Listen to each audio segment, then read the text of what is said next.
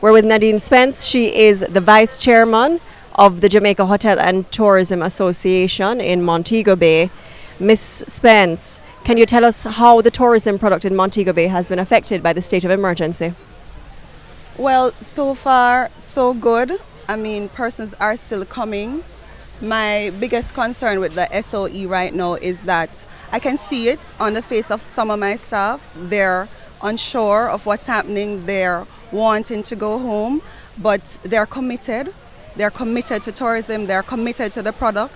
So by and large, I believe that they are the product. So they understand that this is necessary. It's a necessary thing for Jamaica to do at this time, because we really can't wait for something detrimental to happen to the sector. We all live, we all feed off of it. Some of us don't understand that even though they don't collect the cash in hand, the US indirectly, they may, benefit from it. So I believe that the state of emergency right now is timely.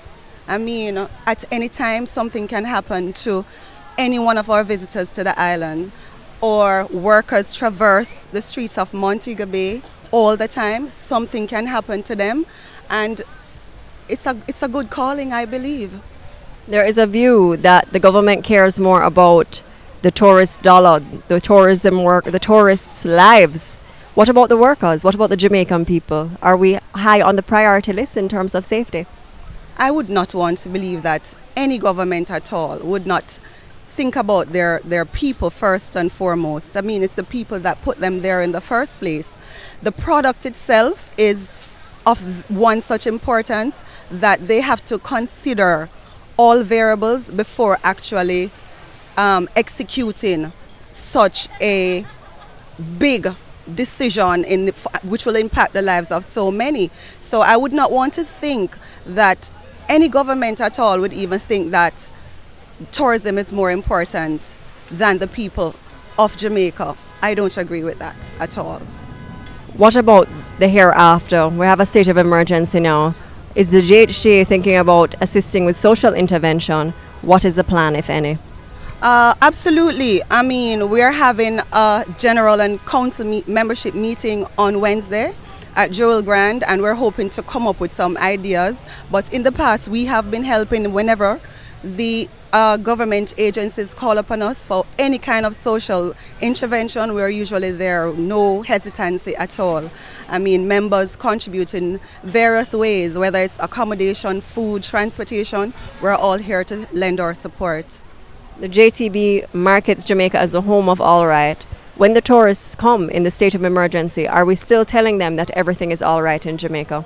Well, to be fair, because they're not seeing what is actually happening, we do still try to sell brand Jamaica, I believe. And I believe in the hearts of many that they believe that Jamaica is the home of all right, even though they know that the crime is impacting us. They know and understand the tourism product, so they do. I tell my family abroad that everybody has been calling because they know Jamaica to be home of all right, despite all that's happening. I mean, every industry over the world try to protect their tourism markets, and I believe that this is no different in trying to protect the markets and the Jamaican people at large.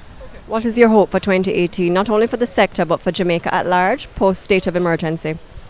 My hope is that after this SOE, there is a level of normalcy. We go back to being Montego Bay, the friendly city. We go back to being, what we're accustomed to in terms of our interactions with tourism and the people around the area. People not walking around town feeling fearful, not knowing if, a wild shot is going to hit them. And, we just want normalcy back in St. James and its environment. And we're praying for that.